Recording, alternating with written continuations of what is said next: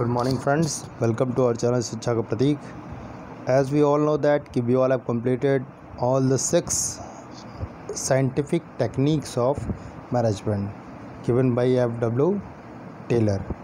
Now we are going to just study in this video the 7th and last scientific techniques, whose name is differential piece wage system. ठीक है, differential piece wage system.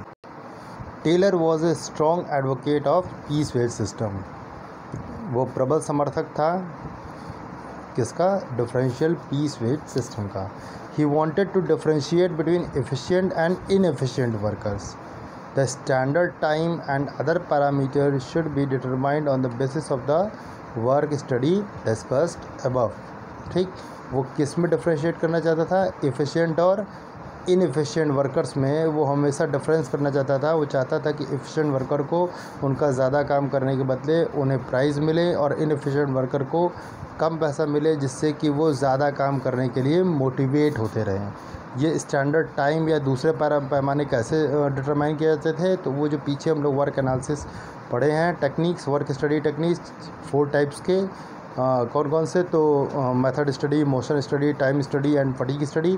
उनके basis पे ये तय किया जाता था कि किसको कितना पैसा दिया जाएगा, कितने वेजेस कितने यूनिट्स पे तय किए जाएंगे. The workers can then be classified as efficient और inefficient on the basis of these standard.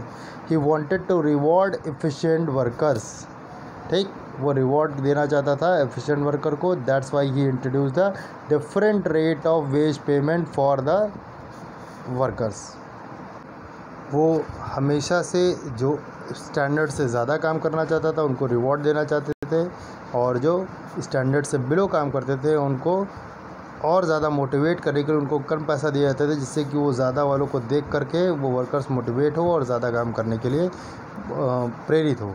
तो जैसे कि इसमें सिंपल से लिखा हुआ है कि फॉर एज एग्ज़ाम्पल हम समझ सकते हैं कि अगर किसी काम के लिए किसी वर्कर को किसी यूनिट्स प्रोडक्शन करने के लिए 10 यूनिट्स प्रोडक्शन करने के लिए उसे 50 रुपीज़ के मतलब रेट से दिया जा रहा है. ठीक, हु मेड स्टैंडर्ड और more than standard will get the 50 rupees per unit. और स्टैंडर्ड वर्क क्या है कि he can produce 10 units in a day. एक दिन में अगर आप 10 यूनिट प्रोड्यूस कर ले रहे हो तो आप स्टैंडर्ड वर्क कर रहे हैं. 10 या 10 से ज़्यादा, 10 से कम कर रहे हैं तो बिलो स्टैंडर्ड है.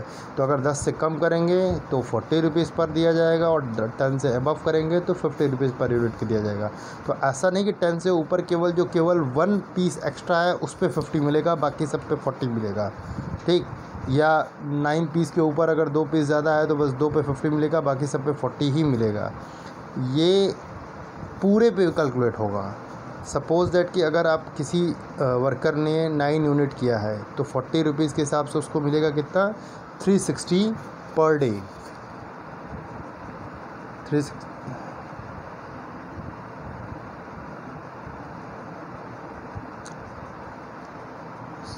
here it is given as 360 per day. And suppose that कि if worker works 11 units per day तो 50 रुपीज़ के हिसाब से उसे 550 मिला. तो अब ये देखिए कि केवल 2 यूनिट का डिफरेंस है. 9 और 11, उसमें डिफरेंस कितने का हो जा रहा है? ₹190 का. तो केवल 2 यूनिट ज़्यादा बनाने से अगर उसको 190 रुपये ज़्यादा मिल सकते हैं, क्योंकि वो 9 यूनिट तो बना ही चुका है, तो फिर वो मोटिवेट होगा. उसको सोचेगा क्यों ना हम 2 यूनिट ही केवल एक्स्ट्रा बनाना है, हम बस 1 यूनिट और या 2 यूनिट और बनाने से अगर हमारा इतना फ़ायदा हो जा रहा है तो हम 2 यूनिट और बनाएं. अगर इस तरीके से दिया जाए कि अगर 20 के बाद अगर जो 21वां यूनिट बनाएगा उसको 60 रुपीज़ पर मिलेगा, तो अगर जो 18-19 के पास पहुंच गया रहेगा वर्कर, तो लगेगा कि थोड़ा सा और अगर हम मतलब मेहनत कर लेंगे तो हमें सारा जो पीछे का वर्क किए हैं सब पे 60 रुपीज़ पर मिलेगा. तो इससे फ़ायदा ये होगा कि वर्कर्स जो हैं वो ज़्यादा से ज़्यादा वर्क हर वक्त करना चाहेंगे. ठीक, it is important to have a relook at the techniques of scientific management as comprising a unified whole of Taylor's prescription of efficiency. जितने भी क्या नाम है पीछे हम लोग प्रैक्टिस पढ़े हैं, साइंटिफिक टेक्निक्स पढ़े हैं, वो सब पे हम लोगों को फिर से ध्यान दे करके इसको तय करना चाहिए. ठीक, नेक्स्ट है कि सबसे बड़ी बात कि ये जो डिफरेंशियल सिस्टम है, it must be based on the premise that efficiency is the result of joint efforts of the managers and the workers. ये मैनेजर और वर्कर्स के बीच के जॉइंट एफर्ट्स होते हैं।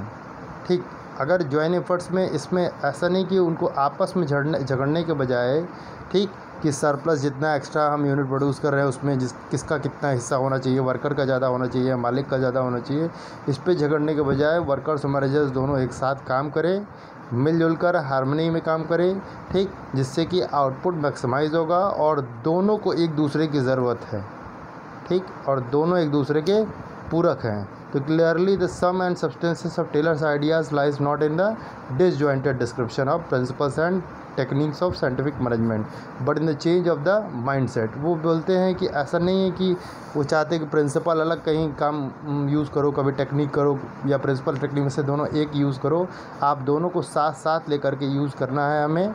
और इसको उन्होंने एक मेंटल रेवोल्यूशन का नाम दिया। मेंटल रेवोल्यूशन को हम लोग अगर एक लाइन में डिफाइन कर सकते हैं तो mental revolution involves a change in the attitude of workers and management towards one another from competition to cooperation.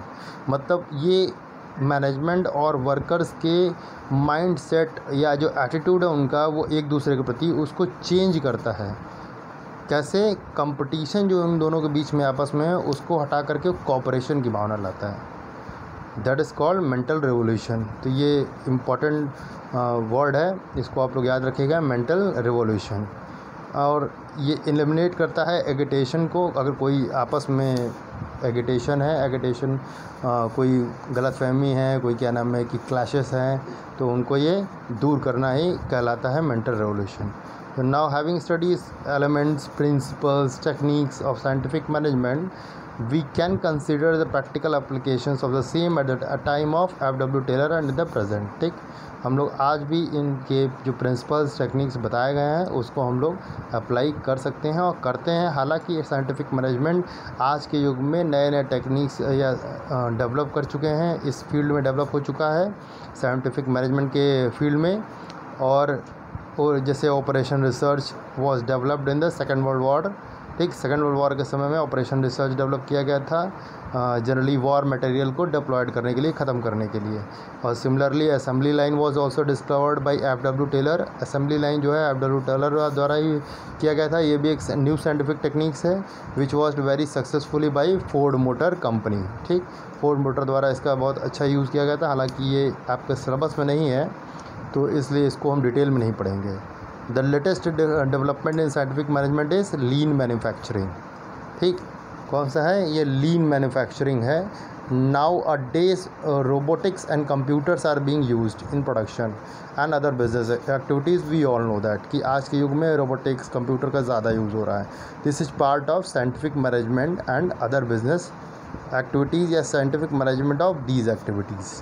ठीक, it has increase productivity levels. ठीक है, इन्होंने क्या किया? प्रोडक्टिविटी लेवल को इंक्रीज़ किया हुआ है। ठीक है, the techniques of operation research have also been developed and are being used as a result of scientific management. जितने भी टेक्निक यूज़ हो रहे हैं, डेवलप हो रहे हैं, वो साइंटिफिक मैनेजमेंट का ही रिजल्ट है। Thank you, have a nice day.